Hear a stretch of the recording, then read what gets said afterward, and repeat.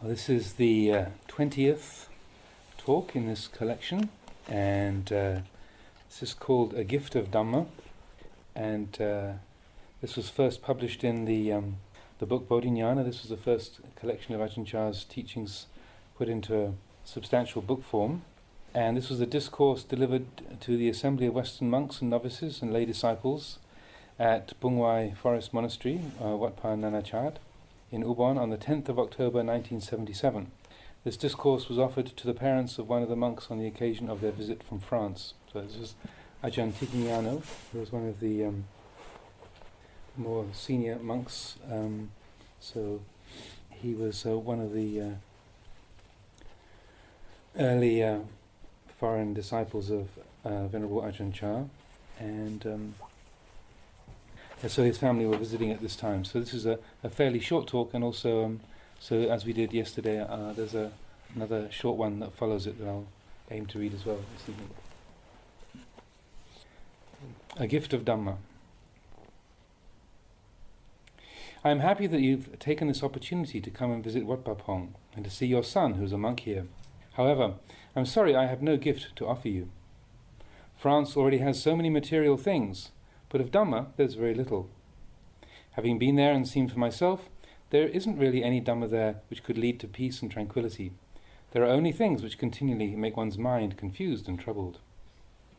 France is already materially prosperous. It has so many things to offer which are sensually enticing: sights, sounds, smells, tastes and textures. However, people ignorant of Dhamma only become confused by them. So, today I will offer you some Dhamma to take back to France as a gift from Wat Pa Pong and Wat Pa Nanachat. What is Dhamma? Dhamma is that which can cut through the problems and difficulties of mankind, gradually reducing them to nothing. That's what is called Dhamma, and that's what should be studied throughout our daily lives, so that when some mental impression arises in us, we'll be able to deal with it and go beyond it. Problems are common to us all, whether living here in Thailand or in other countries. If we don't know how to solve them, we'll always be subject to suffering and distress. That which solves problems is wisdom, and to have wisdom we must develop and train the mind. The subject of practice isn't far away at all. It's right here in our body and mind. Westerners and Thais are the same. They both have a body and a mind. A confused body and mind means a confused person, and a peaceful body and mind, a peaceful person. Actually, the mind, like rainwater, is pure in its natural state. If we were to drop green colouring into clear rainwater, however, it would turn green. If we were to drop yellow colouring, it would turn yellow. The mind reacts similarly. When a comfortable mental impression drops into the mind is comfortable. When the mental impression is uncomfortable, the mind is uncomfortable.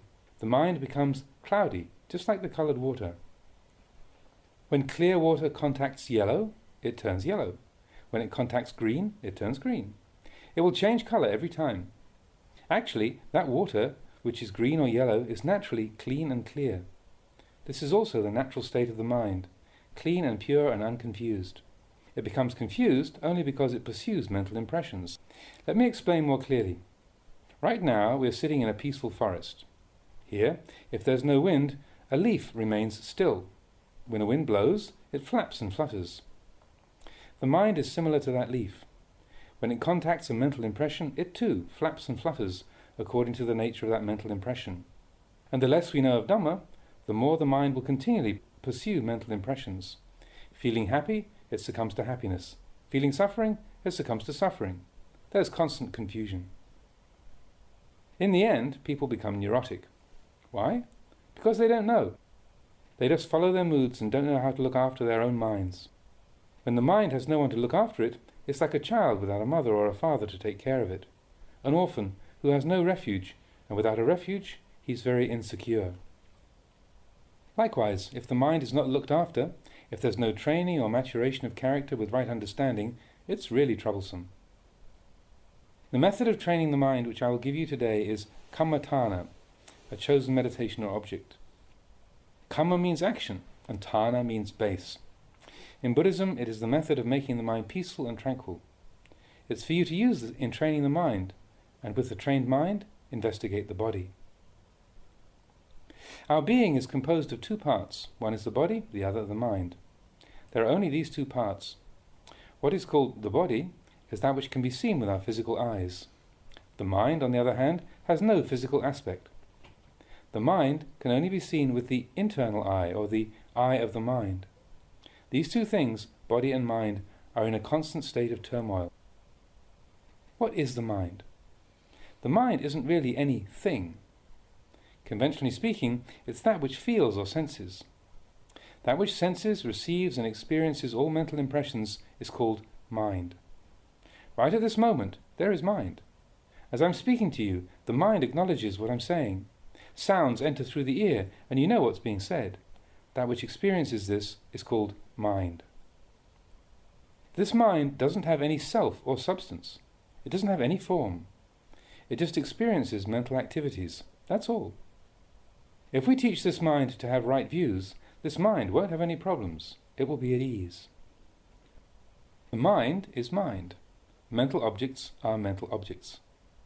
Mental objects are not the mind. The mind is not mental objects. In order to clearly understand our minds and the mental objects in our minds, we say that the mind is that which receives the mental objects which pop into it. When these two things, mind and its object, come into contact with each other, they give rise to feelings. Some are good, some bad, some cold, some hot, all kinds. Without wisdom to deal with these feelings, however, the mind will be troubled. Meditation is the way of developing the mind so that it may be a base for the arising of wisdom. Here the breath is a physical foundation. We call it anapanasati, or mindfulness of breathing. Here we make breathing our mental object. We take this object of meditation because it's the simplest and because it has been the heart of meditation since ancient times. When a good occasion arises to do sitting meditation, sit cross-legged. Right leg on top of the left leg, right hand on top of the left hand. Keep your back straight and erect. Say to yourself, now I will let go of all my burdens and concerns. You don't want anything that will cause you to worry. Let go of all concerns for the time being. Now fix your attention on the breath. Then breathe in and breathe out. In developing awareness of breathing, don't intentionally make the breath long or short. Neither make it weak or strong. Just let it flow normally and naturally. Mindfulness and self-awareness, arising from the mind, will know the in-breath and the out-breath. Be at ease. Don't think about anything. No need to think of this or that. The only thing you have to do is fix your attention on the breathing in and breathing out.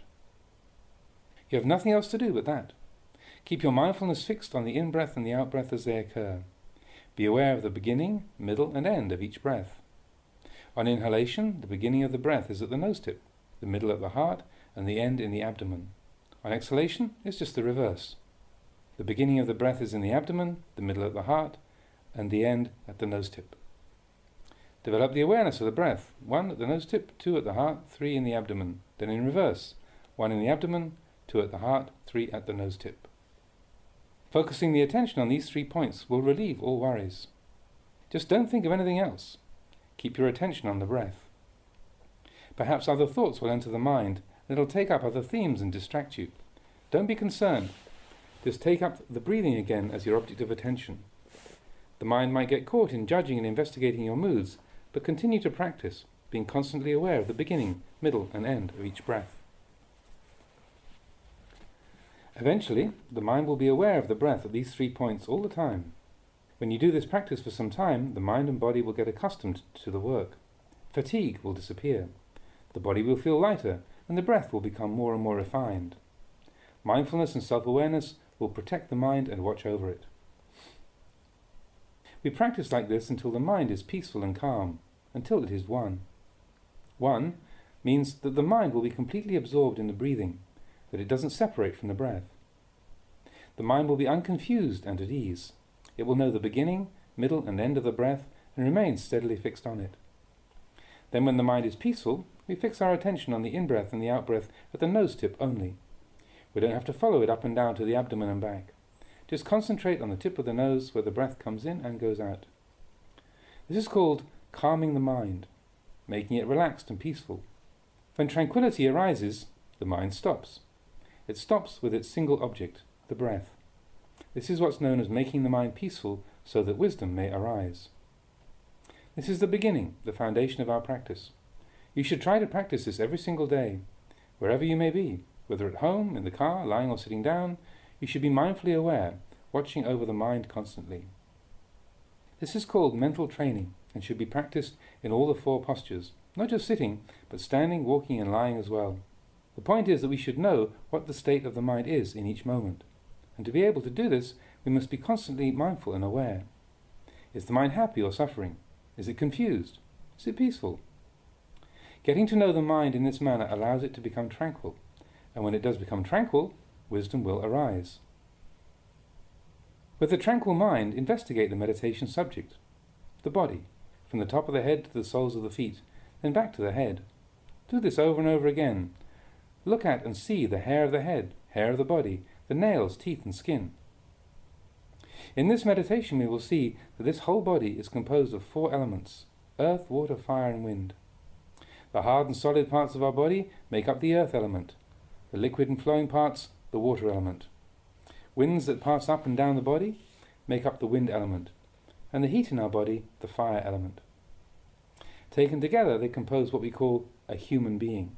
However, when the body is broken down into its component parts, only these 4 elements remain.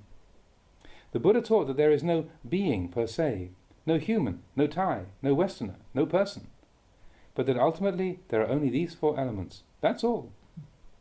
We assume that there's a person or a being, but in reality there isn't anything of the sort.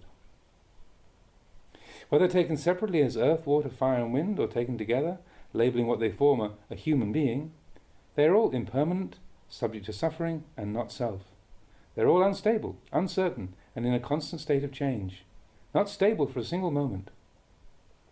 Our body is unstable, altering and changing constantly. Hair changes, nails change, teeth change, skin changes, everything changes, completely. Our mind too is always changing. It isn't a self or substance.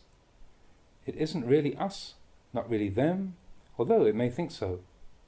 Maybe it'll think about killing itself, maybe it'll think of happiness or suffering, all sorts of things.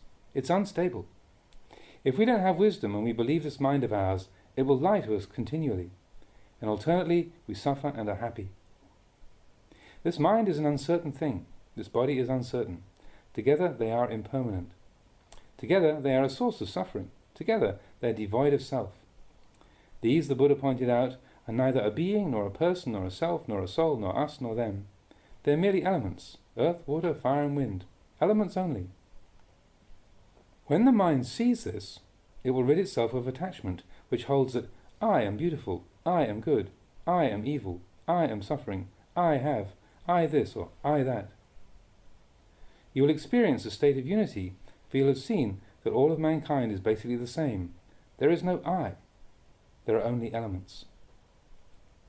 When you contemplate and see impermanence, suffering and not self, there will no longer be clinging to a self, a being, I or he or she. The mind which sees this will give rise to nibbida, disenchantment and dispassion. It will see all things as only impermanent, suffering and not self. Then the mind stops. The mind is Dhamma. Greed, hatred and delusion will then diminish and recede little by little until finally there is only mind, just the pure mind. This is called practicing meditation. Thus, I ask you to receive this gift of Dhamma which I offer you to study and contemplate in your daily lives. Please accept this Dhamma teaching from Wat Pah Pong and Wat Pah Nanachat as an inheritance handed down to you. All of the monks here, including your son and all the teachers, make you an offering of this Dhamma to take back to France with you. It will show you the way to peace of mind. It will render your mind calm and unconfused. Your body may be in turmoil, but your mind will not. Those in the world may be confused, but you will not. Even though there is confusion in your country, you'll not be confused, because the mind will have seen. The mind is Dhamma. This is the right path, the proper way. You may remember this teaching in the future. May you be well and happy. May you remember this teaching in the future. May you be well and happy.